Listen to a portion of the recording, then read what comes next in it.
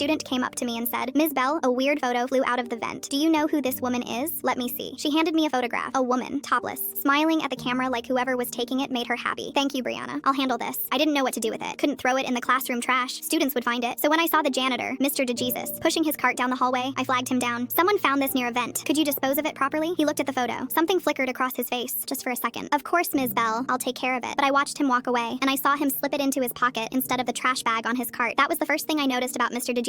The second thing was the hours. He was always there when I arrived at 6:45 a.m., always there when I left at 4:30 p.m., and when I stayed late for parent conferences, he was still there at 8. When I came back for a forgotten laptop at 10, his cart was in the hallway. When the basketball coach mentioned leaving after a game at midnight, he said Mr. DeJesus was mopping the gym. "Dedicated guy," the coach said. I didn't think he was dedicated. I thought he was stealing time. I started documenting, writing down every time I saw him. Mornings, afternoons, evenings, weekends. I drove by once on a Saturday, and his truck was in the lot. I told Principal Hernandez I thought he was padding his hours, collecting overtime he wasn't earning. Someone needs to check on this. Hernandez shrugged. He does good work. Building's never been cleaner. That's not the point. If he's here 18 hours a day, we're paying him for 18 hours a day. The budget can't handle that. I'll look into it. He didn't look into it, so I did. One Thursday, I told my husband I had conferences. I parked behind the dumpsters where no one could see my car. I waited until 11 p.m. Then I went inside. The hallways were dark except for the emergency lights. I walked toward the basement stairs, maintenance access, boiler room, the places no one went. I heard something, a radio, playing soft jazz. I followed the sound down the stairs, past the water heaters, past the electrical panels to a storage room at the end of the hall. The door was cracked open, light spilling out. I pushed it open. Mr. DeJesus was sitting on a cot, a real cot, with sheets and a pillow. Next to him was a small table with a hot plate, a coffee mug, and a framed photograph. The woman from the picture, the topless one. Except this frame showed her clothed, smiling, standing next to Mr. DeJesus in front of a Christmas tree. On the wall behind him, more photos. Wedding pictures, vacation pictures, a whole life pinned up with thumbtacks. A toothbrush sat in a cup by the utility sink. Clothes hung from a pipe in the corner. A small refrigerator hummed against the wall. He'd been living here. Mr. DeJesus looked up at me. Didn't seem surprised, didn't seem scared, just tired. "How long have you known?" he asked. I didn't. "I thought you were stealing hours." He almost laughed. "I'm not stealing anything. I'm just here." "How long?" "Since March, after Linda passed." He nodded toward the photos. "Cancer took about 8 months. I used up my savings on treatment. Then the medical bills took the house." He shrugged. "I couldn't afford rent anywhere, but I could afford to stay here. I know every corner of this building, every closet, every vent. The photo that flew out. The picture," I said, "the one the student found, must have slipped out of the box I keep them in. Airflow from the heating system." He looked at the floor. "That was our anniversary. She surprised me. Thought it was funny." He paused. "It's the last photo I have of her happy, before the diagnosis. I'll be out by morning," he said. "I understand." I thought about the documentation in my desk, the emails to Principal Hernandez, the overtime complaints. "Mr. DeJesus," I said, "I don't know what you're talking about. I came down here looking for paper towels and this room was empty." He looked at me for a long time, then smiled. "The paper towels are in the closet by the stairs," he said. "Second shelf." I went home and deleted every note I'd ever taken. Mr. DeJesus retired 2 years later with a full pension, and I never told anyone what I found in that basement.